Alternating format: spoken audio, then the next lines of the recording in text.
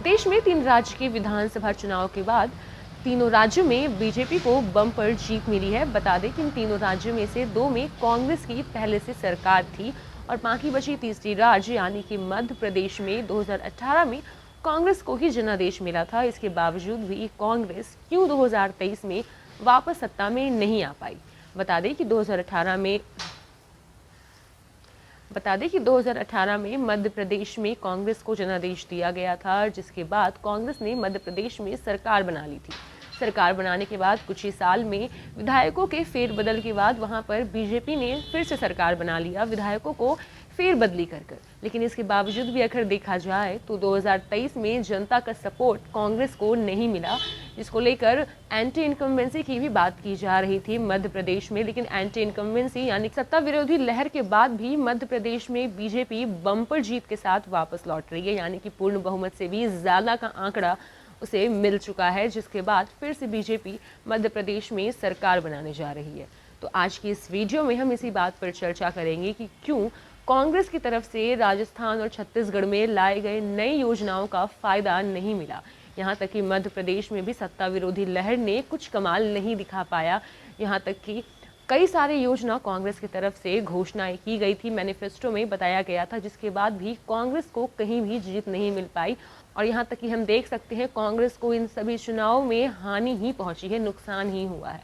तो आज की वीडियो में इन सभी मुद्दों पर हम चर्चा करेंगे, इन फैक्टर्स के बारे में जानेंगे आखिर कांग्रेस की इतनी बड़ी हार की क्या वजह रही है। इस चुनाव में कांग्रेस की हार का सबसे पहला फैक्टर यह रहा है कि कांग्रेस की लोकल लीडरशिप ने हाईकमान को इग्नोर कर दिया। यानी कि आप देख सकते थे कांग्रेस की जब चुनाव चल रही थी, कांग्रेस की तरफ से रैलियां की जा रही थी, तो हाईकमान के सारे डिसीजन को इग्नोर किया गया था। खड़गे की तरफ से कई बात कही गई थी कि हम ऐसे चुनाव के लिस्ट जारी करेंगे, ऐसे कैंडिडेट्स के लिस्ट जारी करेंगे, लेकिन ऐसे इग्नोर करते हुए लोकल लीडरशिप यानी कि राजस्थान में गहलोत ने अपनी मर्जी चलाई। वही छत्तीसगढ़ में भूपेश बघेल की तरफ से भी अपनी मर्जी चलाई गई, उन्हें ओबीसी का सबसे बड़ा चेहरा दिखाकर अपने मन से काम किया गया। उसी तरीके से आप मध्य प्रदेश में देखिए तो कमलनाथ और दिग्विजय ने अपनी मर्जी चलाते हुए अपने कैंडिडेट्स को पेश किया, जिसके कारण ऐसी हार की भी वजह मानी जा रही है। वहीं कह सकते हैं कि कांग्रेस के हाई कमान ने कई राजनीतिज्ञों को बोला था कि इस विधानसभा चुनाव में कांग्रेस की लोकल लीडरशिप को मदद करने के लिए उन्होंने सर्वे कराया था।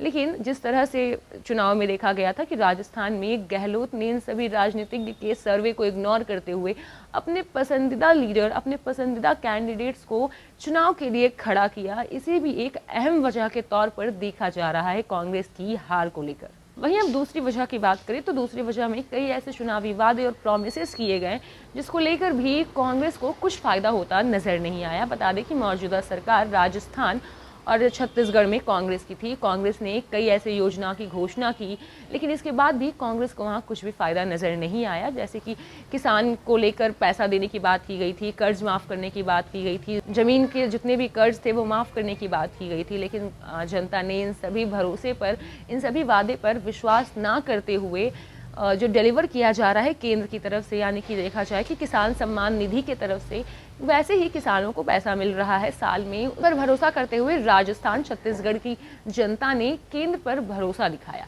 जिसको लेकर अगर हाईकमान की चर्चा की जाए तो बीजेपी के लोकल लीडरशिप ने ग्राउंड लेवल पर काम किया था। साफ तौर पर ऐसा चुनाव में देखने को मिला था कि शिवराज सिंह चौहान ने लाडली बहन योजना के तहत गांव-गांव जाकर महिलाओं को जागरूक किया था, इसके बारे में चर्चा की थी, ब्रांडिंग की थी इस योजना के बारे में।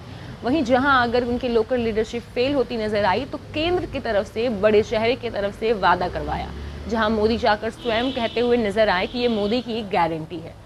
यह भी एक अहम मुद्दे के तौर पर देखा जा रहा है, क्योंकि इतनी सारी योजनाएं घोषणा करने के बावजूद भी राजस्थान और मध्य प्रदेश और छत्तीसगढ़ में इतनी बड़ी हार कांग्रेस को फिर से मिली है।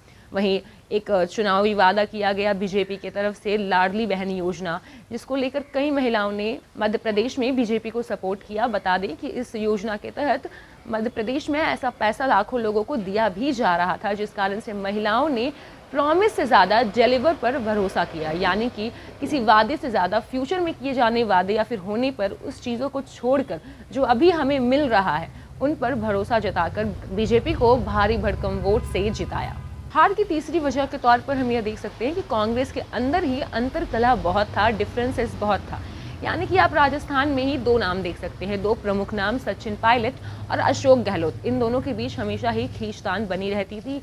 कुछ साल पहले भी हमने सचिन पायलट को विधायकों को लेके भागते हुए देखा था, ये सब न्यूज़ आया था, जिसके कारण से ये भी कहा जा रहा है कि जनता में इसका गलत संदेश गया, जिसके कारण जनता को कन्फ्यूज़न हुआ और उसने बीजेपी को चुनना सही समझा।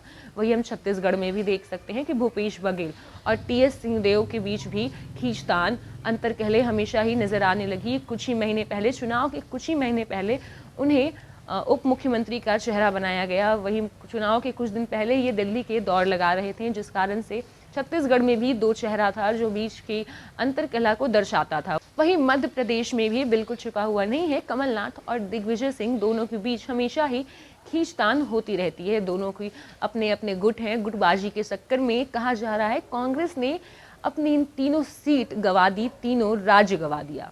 ऐसा कहा जा रहा है कांग्रेस ने गुटबाजी के चक्कर में अपने इस तीनों राज्य को हाथ से गंवा दिया, जिनमें से उनमें से दो राज्यों में कांग्रेस की खुद की सरकार थी। वहीं आपको यह भी बताते चले कि ऐसे रीजंस कई सारे आ रहे हैं, लेकिन प्रमुख रीजन इन्हें ही देखा जा रहा है। वहीं चौथे वजह के रूप में कांग्रेस का सॉफ्ट हिंदुत्व को लेकर कंफ्यूजन भी कहा जा रहा है। कांग्रेस हिंदुत्व को लेकर हमेशा से ही कंफ्यूज नजर आई है कि उसे सपोर्ट करना है या फिर कंप्लीटली अगेंस्ट में बोलना है। जैसा इस विधानसभा चुनाव में भी हमने साफ तौर पर देखा, कांग्रेस की तरफ से मध्य प्रदेश में कमलनाथ को हनुमान भक्त बताने की पूरी कोशिश की गई थी, जिसके बाद कमलनाथ ने बागेश्वर धाम के धीरेन्द्र शास्त्री की तरफ से कई कथाएं भी करवाई थी, कई पंडितों से कथाएं करवाई, जिसके बाद से वो अपने आप को हिंदुत्व के सपोर्टर दिखा सके। वहीं इसके बाद छत्तीसगढ़ के भूपेश बघेल ने भी राम परियोजना कई ऐसे शुरुआत किए थे, लेकिन फिर भी हिंदुत्व का कार्ड नहीं चला। कांग्रेस की तरफ से हिंदुत्व को टारगेट करना, इसीलिए ऐसा कहा जा रहा है कांग्रेस की तरफ से जो भी सनातन धर्म या फिर हिंदुत्व के सॉफ्ट कॉर्नर को कंफ्यूजन में रखते हुए जो भी कुछ डिसीजन लिया गया, वो कंफ्यूजन जनता में पैदा कर गया, जिसके कारण से कांग्रेस को काफ़ी वोटों का नुकसान हुआ है। क्योंकि हिंदुत्व को भी एक रीज़न माना जा रहा है, एक इम्पॉर्टेंट फैक्टर माना जा रहा है कांग्रेस की हार की वजह में। वहीं अगर पांचवें रीज़न की बात करें तो वोटों का ध्रुवीकरण भी कह सकते हैं, यानी कि जैसे कि राजस्थान में कुछ साल पहले कन्हैयालाल हत्याकांड जैसी घटनाएं हुई थी, बीजेपी ने इस घटना को बढ़ा चढ़ाकर प्रोजेक्ट किया है, अपने चुनाव में हर जगह इस बात की चर्चा की है। वहीं राजस्थान की सरकार को हिंदू विरोधी घोषित कर दिया था। वहीं मध्य प्रदेश में बीजेपी की तरफ से चुनाव की शुरुआत ही उदयनिधि स्टालिन के सनातन धर्म वाले बयान को लेकर किया गया था, जिसके बाद से वोटों का ध्रुवीकरण देखने को मिला। वहीं बताते चलें कि मध्य प्रदेश या फिर किसी भी राज्य में बीजेपी की तरफ से बड़े बड़े नेताओं ने इन सभी मुद्दों को खूब जोरों शोरों से उठाया है, खूब जोर शोर से कांग्रेस को हिंदू विरोधी घोषित करने में अपना काम किया है। वहीं बीजेपी ने मध्य प्रदेश में महाकाल कॉरिडोर से लेकर परशुराम मंदिर, इन सभी मुद्दों को जोर शोर से उठाया है, जिसके बाद से वोटों का ध्रुवीकरण भी एक फैक्टर माना जा रहा है इस चुनाव में। अगर आपको ये वीडियो पसंद आया तो लाइक एंड सब्सक्राइब करना ना भूलिए और अपनी राय हमें कमेंट बॉक्स में जरूर बताइए। पैनोरमा ग्रुप, जो सोचता है वो करता है। ये लो मुंह मीठा करो, आज मैंने अपना जॉब छोड़ दिया, अब हम पूर्णिया वापस जाएंगे। जॉब छोड़ दिया है? मतलब ये घर कैसे चलेगा? हम करेंगे क्या? और माँ बाबूजी क्या बोलेंगे? इसलिए मैं एक और मिठाई का डब्बा लाया। अपने बिजनेस के लिए लोन अप्रूव हो गया। अरे लोन अप्रूव हो गया वो तो ठीक है, लेकिन पूर्णिया में हम रहेंगे कहाँ? अपना घर भी तो नहीं है वहाँ। इसलिए तो एक और मिठाई का डब्बा अलग से लाया हूँ। हमने पूर्णिया में घर ले लिया है, पूर्णिया के ई होम्स पैनोरमा में। पूर्णिया में पैनोरमा ग्रुप लेकर आए हैं ई होम्स पैनोरमा। बड़ा घर, आलीशान जिंदगी और अत्याधुनिक सुविधाओं के संग। अरे अरे, अब क्यों मुंह मीठा करवा रही हो? क्योंकि हम घर वापसी जो कर रहे हैं। घर वापसी की खुशी पूर्णिया में ई होम्स पैनोरमा के संग। ई Homes Panorama, luxurious lifestyle redefined.